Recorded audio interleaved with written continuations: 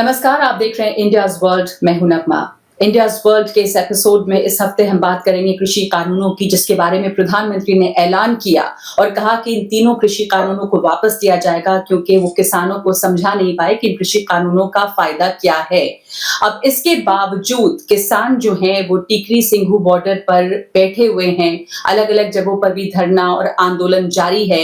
1 साल से यह आंदोलन चल रहा था, कृषि कानून वापस हुए, लेकिन अभी ये मांग बनी हुई है कि पहले तो वो संसद में इस पर मुहर लग जाए और दूसरे ये कि जो मिनिमम सपोर्ट प्राइस है वो उसकी गारंटी हो। तो एमएसपी की मांग कर रहे हैं अब किसान गुट और धरना प्रदर्शन जारी है। सवाल अब ये है कि क्या ये एमएसपी सरकार एमएसपी की गारंटी दे पाएगी। बहुत सारे विश्लेषकों का वैसे कृषि कानूनों या कृषि सुधार कानूनों को लेकर ये कहना है कि एक तरह से कृषि सुधारों को झटका है। अगर ये लागू हो पाते ठीक तरह से तो इनसे कृषि क्षेत्र में काफी फायदा होता, क्योंकि याद रखिए कि हिंदुस्तान की एक बड़ी आबादी अभी भी कृषि पर निर्भर है। तो विश्लेषक इसे कृषि के लिए एक झटका भी मान रहे हैं, लेकिन किसानों की ये जीत देखी जा रही है और ये देखा जा रहा है कि जो पीपल्स मूवमेंट है, जो लोगों का जन आंदोलन है, उसकी ये कामयाबी है। मेरे साथ जुड़ रहे हैं ऑब्जर्वर रिसर्च फाउंडेशन के चेयरमैन संजय जोशी। संजय जी, बहुत बहुत स्वागत है आपका। और कृषि कानूनों के लागू होने से क्या फायदा हो सकता था, नहीं लागू हुए ये सुधार तो क्या नुकसान इससे होगा, इन सब बातों पर मैं आपका आकलन हम सब जानना चाहेंगे।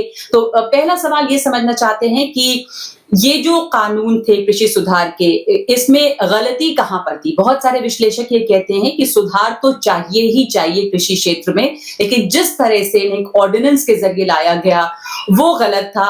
एक ऐसे देश में जहां पर एक बहुत बड़ी आबादी, आधे से ज्यादा आबादी कृषि पर निर्भर है, ऑर्डिनेंस के जरिए ये पारित नहीं किया जा सकता था। आपका क्या आंकलन है इस पर? देखिए नगमा जी, सच्चाई हमेशा दोनों एक्सट्रीम्स के बीच में होती है।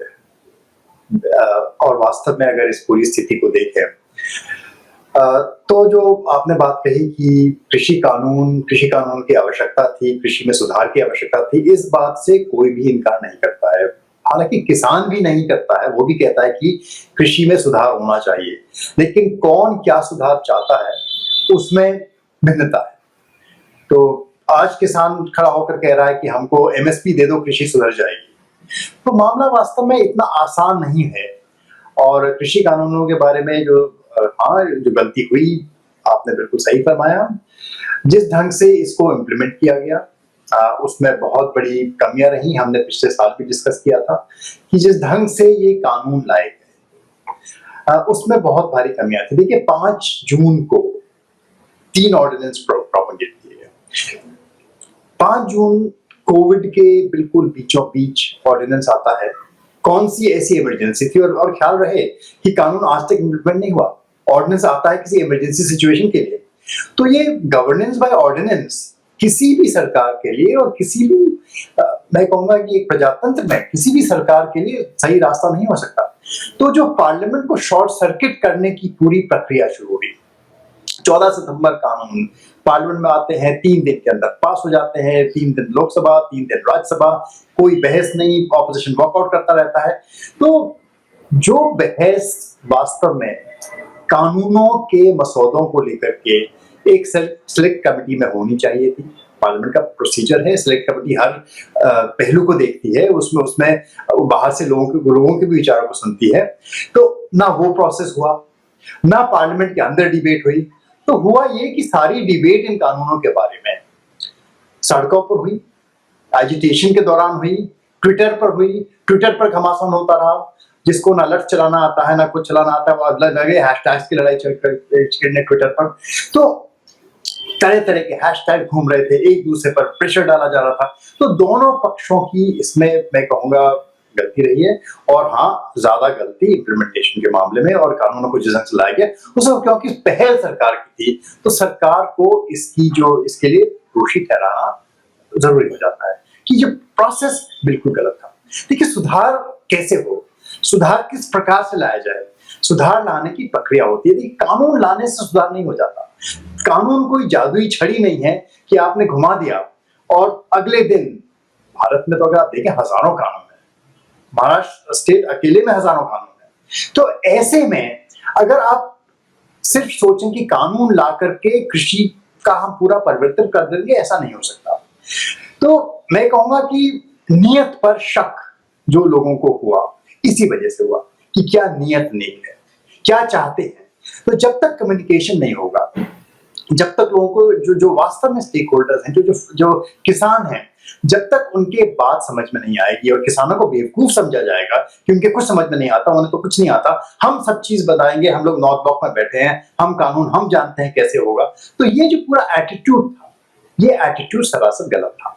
तो इस एटीट्यूड के चलते जो अच्छी बातें भी इन कानूनों के द्वारा कोशिश की गई थी, कोशिश मात्र की गई थी, वास्तव में वो उस प्रकार हो पाती कि नहीं हो पाती, वो डिपेंड करता था बड़ी हद तक कि कैसा आपका इंफ्रास्ट्रक्चर बनता है। इंफ्रास्ट्रक्चर इतनी आसानी से कानून बनने से खड़ा नहीं होता है, ऐसा नहीं कि प्राइवेट सेक्टर रातों रात इंफ्रास्ट्रक्चर खड़ा कर देगा।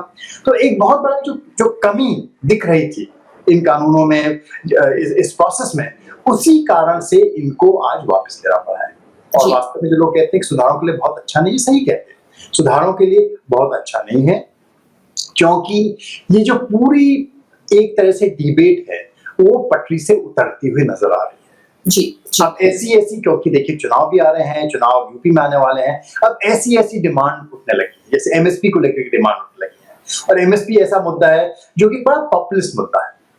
आप सरकार को किसी भी चीज में दोष दे दीजिए, सरकार जो वर्तमान सरकार है, बट इकोनॉमिक पॉपुलिज्म का जहां तक सवाल है, एक आर्थिक कई और चीजों में पॉपुलिस्ट हो सकते हैं, बहुसंख्यकवाद के मामले में पॉपुलिस्ट हो सकते हैं, लेकिन जहां तक आर्थिक मुद्दों का सवाल है, उसमें इस सरकार का जो उद्देश्य रहा है वो कभी भी पॉपुलिस्ट होने का, लोक लुभावना होने का नहीं है। तो ये तो आपको उनको देना पड़ेगा कि उन्होंने जब भी कोई कानून पारित किया इस प्रकार से रिफॉर्म का, सुधार का, तो सोचा कुछ, हुआ कुछ, और वास्तव में उनको सोचने के पहले विचार करना चाहिए था कि कैसे ये प्रक्रिया, कैसे ये प्रोसेस पूरी होगी, क्या क्या इंफ्रास्ट्रक्चर जरूरत है इसके लिए। रातों रात ऐसा तो नहीं कि कोल्ड स्टोरेज खड़े हो जाते हैं, वेयरहाउसेस खड़े हो जाते हैं, एफसीआई रातों रात हट नहीं सकता है, जो प्रोक्योरमेंट प्रोसेस है वो भी चलना चाहिए। तो ये सारे एश्योरेंसेस, ये जो चेंज का प्रोसेस है, ये परिवर्तन कैसे होगा, इस परिवर्तन के दौरान कैसे किसानों के हित का संरक्षण होगा, वहीं सबसे ज्यादा खतरा सब किसानों को बिल्कुल सामने दिखा कि पता नहीं क्या करने वाले हैं, नियत क्या है, उद्देश्य क्या है। तो सबसे बड़ी समस्या ये थी जी, सबसे बड़ी समस्या जैसे आपने कहा ये थी कि नियत पे शक था और संवाद की कमी थी, और इसलिए ये शक रहा कि क्या होने वाला है, क्या हम सुरक्षित हैं या नहीं। जो आपने बात अभी की है कि कम से कम जहां तक आर्थिक मामलों की बात है, इन सरकार ने पॉपुलिस्ट या लोक लुभावन पॉलिसीज जो है वो नहीं अपनाई हैं। ऐसे में जो मिनिमम सपोर्ट प्राइस की अब मांग है, और किसान अभी भी अपने आंदोलन से पीछे नहीं हट रहे हैं, जो किसान संगठन है उनका कहना है कि मिनिमम सपोर्ट प्राइस की गारंटी चाहिए ही चाहिए। अब जब प्रधानमंत्री ने ऐलान कर दिया है कि इन तीनों कृषि सुधार कानूनों को हम वापस ले रहे हैं, तो ये उम्मीद बन रही है कि अगर हम एमएसपी पे अड़े रहेंगे तो एमएसपी भी देना होगा। तो सवाल ये है कि क्या सरकार अफोर्ड कर सकती है एमएसपी को देना, और अब क्या लग रहा है कि चूंकि चुनाव भी हैं और राजनीति से तमाम चीजें जुड़ती हैं उत्तर प्रदेश और पंजाब में, तो सरकार इसमें घिरती जा रही है एमएसपी के मुद्दे को लेकर।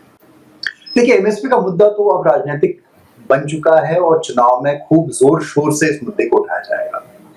और वास्तव में अगर आप एमएसपी के जिस प्रकार से भारत में इम्प्लीमेंट हो रहा है उसको देखें, मिनिमम सपोर्ट प्राइस हर साल घोषित तो होती है, लेकिन एक बहुत ही सीमित क्षेत्र में कुछ ही फसलों के लिए वास्तव में लागू हो पाती है, वो भी एफसीआई के माध्यम से। और उस पूरी पद्धति में कई सारी खामियां थी, कई सारी कमियां थी। उससे पूरा जो भारत का जो एग्रीकल्चर का स्वरूप है ग्रीन रेवोल्यूशन के बाद पूरी तरह से अस्त व्यस्त हो चुका है। वो सबको मालूम है कैसे हम लोग कुछ सेलेक्टेड क्रॉप्स, जिसमें सिर्फ व्हीट है, शुगर केन है, उनकी तरफ बड़े बड़े अपने जो एकरेजेस है, जो फसली क्षेत्र है, उनमें परिवर्तन करते जा रहे हैं। और वास्तव में जो भारत की बायोडाइवर्सिटी है, एग्रीकल्चर बायोडाइवर्सिटी है, उसका हनन हुआ है, उसका नुकसान हुआ है, नाश हुआ है। तो एमएसपी को इन सब चीजों से हटाकर नहीं देखा जा सकता। देखिए, एक एस्पेक्ट तो है सरकार अफोर्ड कर सकती कि नहीं कर सकती है, लेकिन वास्तव में अगर एमएसपी आता है तो उसका प्रभाव भारतीय एग्रीकल्चर पर क्या होगा। जब आप किसी भी फसल का जो सप्लाई प्रोक्योरमेंट की जो पूरी पद्धति है उसको पूरा डिमांड सप्लाई से हटा करके एक सरकारी पद्धति ला देंगे कि हम इस कीमत पर इस फसल को खरीदेंगे, तो लाजमी है कि जिस फसल पर आप ज्यादा कीमत देंगे वो सारे खेत, सारे किसान सब उसी को आकर्षित होंगे, तो आपका पूरा एग्रीकल्चर पैटर्न है वो स्थिर नहीं रह पाएगा। तो देखिए इसमें और भी कई सारे क्वेश्चन है, सिर्फ पैसे का नहीं है, पैसे का तो मुद्दा है ही, लेकिन पैसे के अलावा भी और कई मुद्दे हैं जिनके बारे में जब हम एग्रीकल्चर रिफॉर्म की बात करते हैं उसके बारे में हमें सोचना चाहिए। और अगर आप भारत को देखें तो भारत वास्तव में अगर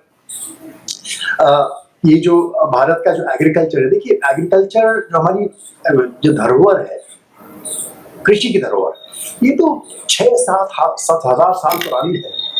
और उसकी जहां तक मालूम है कि किसान ने ये सब जो क्रॉप्स बनी हैं ये किसी लैब में नहीं बनी, मॉन्सांटो की लैब में नहीं बनी, ये किसी कॉर्पोरेट की लैब में नहीं बनी है। इन सारी जो फसलें हमारे हाथ में है उनका इजाद हमारे किसानों ने कई हजार वर्षों में किया है। और भारत एक बहुत ही प्रमुख क्षेत्र है जहां तक क्रॉप बायोडाइवर्सिटी का सवाल है। तो जब तक हम इस बायोडाइवर्सिटी की तरफ ध्यान नहीं देंगे, जब तक हम ये सुरक्षित नहीं करेंगे कि कैसे हमारा जो कृषि है वो ना सिर्फ सघन हो लेकिन एक्सटेंसिव हो, ज्यादा से ज्यादा जो क्रॉप्स हैं उनकी डाइवर्सिटी हम प्रदान कर पाए। इतने सारे क्रॉपिंग एरियाज हैं, इतनी ज्यादा बायोडाइवर्सिटी है भारत में, तो इसको प्रिजर्व करना एक सबसे बड़ा हमारा उद्देश्य होना चाहिए किसी भी रिफॉर्म में, और वास्तव में इस ओर ध्यान अभी तक नहीं दिया जा रहा है। तो रिफॉर्म्स के बारे में सोचना कि कैसे कृषि में रिफॉर्म आए, कैसे परिवर्तन आए, और कैसे किसान जो है, देखिए कोई भी आप एग्रीकल्चर प्रैक्टिस ले लीजिए, चाहे आप एक्सटेंसिव एग्रीकल्चर की बात करिए, चाहे आप इंटेंसिव एग्रीकल्चर की बात करिए, चाहे आज आप टेक्नोलॉजी पर आधारित प्रिसिजन एग्रीकल्चर की बात करिए, बिल्कुल पैन एग्रीकल्चर होना चाहिए कि पता चल जाए ड्रोन की सहायता से कि किस समय फसल को पानी की जरूरत है और उसी समय उसको सही मात्रा में पानी दिया जाए। इन सब चीजों में भारी इन्वेस्टमेंट लगता है, इन सब चीजों में आपको जो है बहुत भारी मात्रा में निवेश के साथ साथ आपको इंफ्रास्ट्रक्चर खड़ा करना पड़ेगा, आपका इरिगेशन इस लायक होना चाहिए, आपका जो फर्टिलाइजर डिलीवरी सिस्टम है इस लायक कारगर होना चाहिए। तो इस सब के लिए जब तक हम लोग तैयार नहीं है तो उस दिशा में एक कानून वगैरह ला करके एकदम परिवर्तन नहीं होता। तो ये जो इन्वेस्टमेंट्स हैं कैसे आएंगे, कहां से आएंगे, ये परिवर्तन कैसे होंगे, इस सब को सोचने की जरूरत है। और इस सब के बीच जो मैंने प्रमुख मुद्दा उठाया कि हमारी जो एग्रीकल्चर डाइवर्सिटी है उसको कैसे सस्टेन किया जाएगा, उसको हम कैसे सुरक्षित रख सकेंगे। भारत में कितनी सारी करीब 160 क्रॉप स्पीशीज है, प्रजातियां हैं, उनके उससे दुगने उनके जंगली और प्रजातियां हैं। तो जब इतनी बड़ी डाइवर्सिटी है, अगर आप चावल को ही ले लें, धान को ही ले लें, तो धान के 50,000 से ज्यादा हमारे पास वैरायटी है। उनमें से कई सुरक्षित रह गई हैं, कई असुरक्षित हैं, आज उन एक्सटिंक्शन की तरफ जा रही हैं। तो उन सबको, क्योंकि देखिए जब जैसे हमारे ऊपर कोविड आया ना, फसलों पर भी ऐसी बीमारियां आती रहती, और बचाता क्या है हमको, बचाता है वही जेनेटिक बायोडाइवर्सिटी, उसको प्रिजर्व करना है, उसको सुरक्षित रखना है। और जो हम लोगों ने टेक्निक्स विकसित की हैं उनको कैसे प्रिजर्व किया जाए और किसान कैसे प्रेरित हों कि कहीं ना कहीं किसी मायने में उन सारी टेक्निक्स को हम लोग कायम रख सकें। तो ये सब चीजें बहुत जरूरी हो जाती हैं आगे क्या, अगर आप सस्टेनेबल एग्रीकल्चर की बात करते हैं। तो देखिए एग्रीकल्चर रिफॉर्म बड़ा कॉम्प्लेक्स है, और भारत इतना विशाल देश है, इतने सारे जहाँ पर एग्रो क्लाइमेटिक जोन्स हैं। तो सबसे पहले एग्रीकल्चर मान लीजिए स्टेट सब्जेक्ट, ये मानना चाहिए, जो कानूनों में सबसे बड़ी चीज थी, इस बात को एक तरह से नजरअंदाज कर दिया गया। और सिर्फ स्टेट सब्जेक्ट नहीं, स्टेट के अंदर भी बहुत ज्यादा डाइवर्सिटी है, स्टेट सफिशिएंट नहीं है। तो ये जो कुछ कमियां रही हैं, सब लोग कहते हैं कि एग्रीकल्चर स्टेट सब्जेक्ट है, तो फिर ये कानून इस प्रकार से बिल्कुल एक तरह से हथौड़े के नोक पर हथौड़ा मार करके कि कानून पारित करके हम पूरा जो हिंदुस्तान का एग्रीकल्चर है रातों रात बदल देंगे, कैसे हो सकता है? जी सबसे ज्यादा अहम बात यही है कि कृषि जो है वो स्टेट सब्जेक्ट है, इसको मानना, और डाइवर्सिटी इतनी ज्यादा विविधता है हमारे यहाँ, इस बात को कबूल करना, स्वीकार करना और उसको बनाए रखना। और संजय जी, जैसा आपने कहा कि एक तो एमएसपी की जो मांग है वो इसको नुकसान पहुंचाती है, जो हमारी बायोडाइवर्सिटी है, जो फसलों की विविधता है, तो उसका आर्थिक पहलू अगर आप उस पर थोड़ा बता पाएं, क्योंकि जो सुप्रीम कोर्ट ने कमेटी बनाई है उसके भी सदस्य हैं अनिल घनवट, वो भी कह रहे हैं कि इकोनॉमी के लिए बहुत ये बुरा होगा, हमारी इकोनॉमी को नुकसान पहुंचाएगा, किसानों को नुकसान पहुंचाएगा। तो अगर ये मिनिमम सपोर्ट प्राइस, न्यूनतम समर्थन मूल्य दिया जाता है, तो उसके एक तो नुकसान क्या है, मुख्य बड़े नुकसान किस तरह से ये इकोनॉमी को हर्ट करेगा? प्रोक्योरमेंट हम लोग कर रहे हैं, सीमित मात्रा में जो प्रोक्योरमेंट क्षेत्र विशेषों से हो रहा है, उसका हम ठीक से बाजार में उतार नहीं सकते। वो आपका एफसीआई के गोडाउनों में कितना सारा फसल सड़ जाता है, उसका कुछ उपयोग भी नहीं होता है, और इसका खर्चा वहन करना ही सरकार के लिए अत्यंत मुश्किल हो रहा है, केंद्र सरकार के लिए। और ये क्योंकि प्रोक्योरमेंट पूरा एक सेंट्रलाइज प्रोसेस है, तो वास्तव में एक तरीके से अगर आप सोचेंगे तो जो कृषि कानूनों का एक मतलब एक उद्देश्य था, वो ये था कि किसी तरह से इस प्रोक्योरमेंट के जंजाल से, क्योंकि इसको कोई भी सरकार, केंद्र सरकार अगर लार्जर इकोनॉमिक ग्रोथ के बारे में सोचती है, इसका भार वहन करने की स्थिति में नहीं है। एक बड़ा रियलिस्टिक असेसमेंट था, उसी कारण से ये कानून लाए गए थे कि कैसे प्रोक्योरमेंट की प्रक्रिया से हट करके हम इसको ज्यादा जो है एक तरीके से मार्केट रिलेटेड करें, थोड़ा डिमांड और सप्लाई से लिंक करें, सरकारी अध्यादेशों पर नहीं चले हिंदुस्तान का एग्रीकल्चर, जिससे पूरा जो हमारी एग्रीकल्चर क्रॉपिंग पैटर्न है वो बदल चुका है। तो जहां तक आर्थिक उसका सवाल है, किसी भी पार्टी के लिए एमएसपी गारंटी देना आज संभव नहीं है। चुनाव में मुद्दा जरूर होगा, चुनाव में प्रॉमिसेस भी दिए जाएंगे, लेकिन वास्तव में किस प्रकार कर पाएंगे, कैसे कर पाएंगे, ये कहना असंभव है। तो ये एमएसपी की डिबेट एक तरीके से ये पूरी डिबेट को डिरेल कर रही है। एमएसपी की डिबेट जो है वो उस पूरी डिबेट को, यानी कि जो कृषि सुधारों के लिए कानून होने चाहिए, उनको पटरी से उतार रही है। और आखिर में कृषि सुधारों का क्या भविष्य लगता है? इस सरकार में कम से कम ये उम्मीद थी कि एक मजबूत सरकार है, पहले की सरकारों ने नहीं कहा। जो समर्थक हैं बहुत ज्यादा कृषि सुधार कानूनों के, वो ये कह रहे हैं कि अब उम्मीद थी और उनको एक तरह से मायूसी है, झटका लगा है। आप मानते हैं कि कृषि क्षेत्र को झटका लगा है इन कानूनों की वापसी से, लेकिन कैसे इनको इम्प्रूव और बेहतर तरीके से, क्या इसमें मुख्य पॉइंट्स होने चाहिए जिसमें बदलाव करके इसे लागू किया जा सकता था? देखिए, पहली चीज तो ये है कि ये कानून जो थे वही एक जो जादू की छड़ी थे जिनसे पूरा कृषि परिवर्तित हो जाता, मैं उससे सहमत नहीं हूं। कानूनों में खामियां हैं, कानूनों में खामियां रहेंगी, और इन कानूनों में भी खामियां थी। उन खामियों को जब तक आप डिस्कस करेंगे सबके साथ, किसानों के साथ, क्योंकि देखिए जैसा मैंने कहा भारत में इतनी ज्यादा भिन्नता है, तो जो प्रक्रिया है, प्रक्रिया गलत थी, जो कानून आए उसमें गलतियां हैं, और अगर आप वास्तव में समय देखें, इनको लाने का समय बिल्कुल गलत था।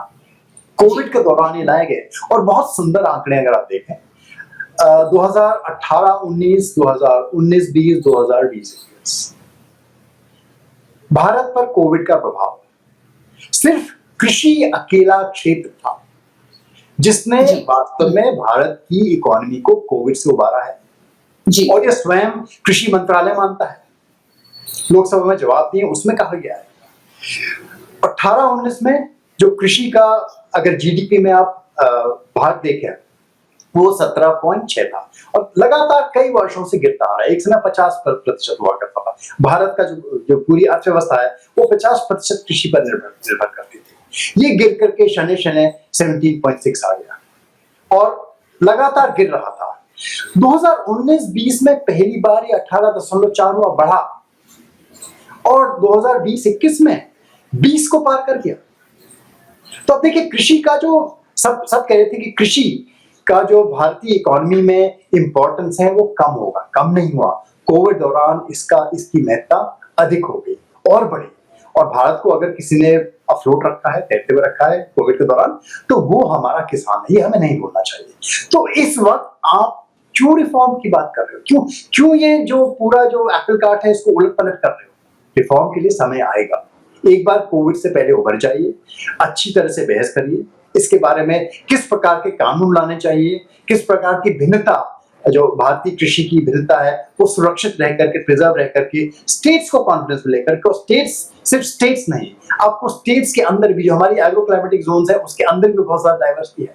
तो ये जो है एक डिसेंट्रलाइज्ड जब तक आपकी पॉलिसीज एग्रीकल्चर के बारे में नहीं होंगी, जब तक आप डिसेंट्रलाइज लेवल पर सशक्त नहीं करेंगे एग्रीकल्चर प्रोसेस को, तब तक वास्तव में किसान का भला नहीं हो सकता। तो किसान का भला करने के लिए हाँ ठीक है, प्राइवेट पार्टनरशिप्स हो सकती हैं, पब्लिक पार्टनरशिप्स हो सकती हैं, कई चीजें हो सकती हैं, लेकिन उसमें जो हमारा मार्जिनाइज किसान है वो कैसे सशक्त हो। सबसे पहले ये extensive agriculture, intensive agriculture, precision agriculture के बारे में नहीं है। ये है जो लोग कृषि पर आधारित हैं, उनका जो सस्टेनेंस है, अगर वो इस पर उनका लाइवलीहुड निर्भर है, अगर उनकी आजीविका निर्भर है, तो कैसे उस आजीविका में सुधार हो, कैसे उसके साधनों में सुधार हो, उसके बारे में सोचना अत्यंत आवश्यक है। और हम लोग कभी भी एग्रीकल्चर इंफ्रास्ट्रक्चर में जो कमियां हैं उससे अपना मुंह नहीं मोड़ सकते। देखिए, इरिगेशन में इतनी भारी कमी है, हमारे यहाँ कई सालों से इरिगेशन में इन्वेस्टमेंट ही नहीं हुआ है। सिर्फ कोल्ड स्टोरेज की बात नहीं है, सिर्फ वेयर हाउसेज की बात नहीं है। कोल्ड स्टोरेज और वेयर हाउसेज के साथ साथ जो और साधन है, उनमें भी जो पुराने साधन है, जो कई साल पहले भी स्कीम बनी हुई है, उनको मेंटेन करने के लिए पैसा नहीं है। और उसी के चलते भारी भारी प्राइवेट इन्वेस्टमेंट्स आपका ट्यूबवेल्स में होता है, सारे सारे पानी खींच करके जो ग्राउंड वाटर है वो डिप्लीट हो रहा है। तो कई और समस्याएं हो रही, जिससे हमारा वाटर टेबल प्रभावित होता है, सॉइल प्रभावित होता है। तो इनके बारे में जब तक समग्र रूप से सोच करके हम लोग कृषि का सुधार नहीं करेंगे, तब तक कहना कि 3 कानून कृषि सुधार कर देंगे और पूरा परिवर्तन हो जाएगा, नक्शा बदल जाएगा भारत का एग्रीकल्चर, वो कहना गलत है। जी, सबसे अहम यही बात है, ये बात समझ लेना कि ये 3 कानून, जैसा आपने पहले भी कहा, जादू की छड़ी नहीं है जो पूरे कृषि क्षेत्र को बदल दें, तमाम कमियों को दूर कर दें। उसके लिए और ज्यादा चर्चा की जरूरत है, संवाद की जरूरत है। दूसरे केंद्र में सिर्फ बैठकर ये काम नहीं हो सकता, राज्यों को साथ लेना, राज्यों में अलग अलग जो एग्रो क्लाइमेटिक जोन है उनकी विविधता को पहचानते हुए कृषि सुधार करने की जरूरत है, जिसका समय आएगा। ये समय भी सही नहीं था। बहुत बहुत धन्यवाद आपका हमें इस बात को समझाने के लिए। और आज के इंडियाज वर्ल्ड के इस एपिसोड में इतना ही।